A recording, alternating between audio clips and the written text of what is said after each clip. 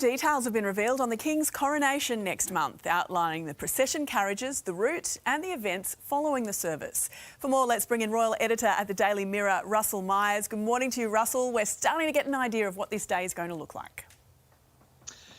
Yes, we do. We've just been given some brand new details. Good morning, Jane. Well, I think it's all going to be the glitz and glamour you would expect to come from this event. We know that the procession is going to be a real star-studded affair. We're obviously going to see the new King and Queen, all the senior members of the royal family. The King and Queen will be travelling in the Golden State coach, which has been used in so many coronations from bygone years.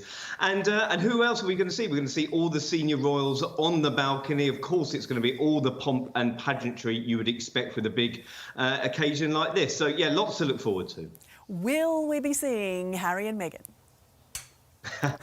Well, I mean, you know, I'm just giving you all the glitz and glamour, and we still come back to Harry and Meghan, don't we? But I mean, it is what people are talking about, and they have been keeping everybody waiting, not just us, you know, who are interested in their attendance, but the organisers. They still haven't sent back their RSVP. We're still none the wiser. They're still keeping everybody hanging. So is there a bit of horse trading behind the scenes? Who knows? But, you know, we are led to believe that they are close to making a decision. So I suppose we'll all hold our breath until they do. There is this new report out today that says stripping Harry of his Duke of Sussex title is something that has been considered. Do you think that's been a serious discussion? Well, it appears so. I mean, there's a new book coming out about the King and about sort of his path to taking the top job, as it were. But it was happening, you know, when there was an awful lot of fractiousness between the household and Harry and Meghan were leaving. Certainly senior, not necessarily senior members of the royal family, but senior members of the household, the King's right-hand men and women, were discussing it and saying, was it an option? Now, this book says, by Robert Jobson, says that it wasn't an option for the King, that he really wanted to smooth over the passage for Harry and Meghan. Well, we've all seen how that has ended up. You know, we've had Oprah Winfrey interviews, Netflix series, a book by Harry, and the barbs keep on coming, don't they? Look, the whole thing just makes me really sad on both sides, Russell. We saw pictures out today of the senior royals out and about for Easter.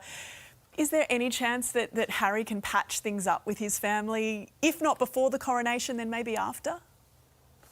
Well, you know, I agree with you. I think overall it's a really sad occasion, isn't it? Despite all the sort of the rifts and the rumours that we've had about people pinning up each other against walls and throwing each other on dog bowls or whatever, it's a very sad story of a family that's broken apart. And I'm sure the King would try and want that sort of unity and togetherness that he's spoken about as when he was made king. And listen, I don't think we're going to see any patching up and kissing and making up before the coronation. I doubt we'll see it in the immediacy after. But if Harry and Meghan do come, then everybody will be hoping they're on their best behaviour and trying not to overshadow this big event. But we'll just have to wait and see. I mean, with all the glitz and glamour, it'd be hard to overshadow that with those royal processions and the carriages. It's all going to look very spectacular. Russell, thank you so much for your time this morning. Welcome back. Great to have your company. The King and senior royals have attended their first Easter Sunday service at Windsor Castle since the death of the Queen. Live now to Europe correspondent Edward Godfrey. Good morning to you, Edward. The King, all smiles this morning. Yeah, he was. There was no doubt a little bit of sadness there for him for a couple of reasons. But as you say, he and the Queen Consort appeared to be in good spirits as they arrived for the Easter Sunday service. Royal blue was certainly the colour of the day, Charles complimenting the Queen Consort Camilla. Kate wore a striking blue coat dress with matching clutch and pillpox hat. William and the children in blue also. Louis on his best behaviour, staying close to his mum.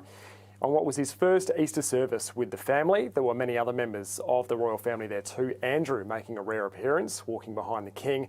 Princess Anne and Prince Edward were there also, as were the Tyndalls. Now, this is Charles's first Easter Sunday service as King. It's the first since his mother passed away last year.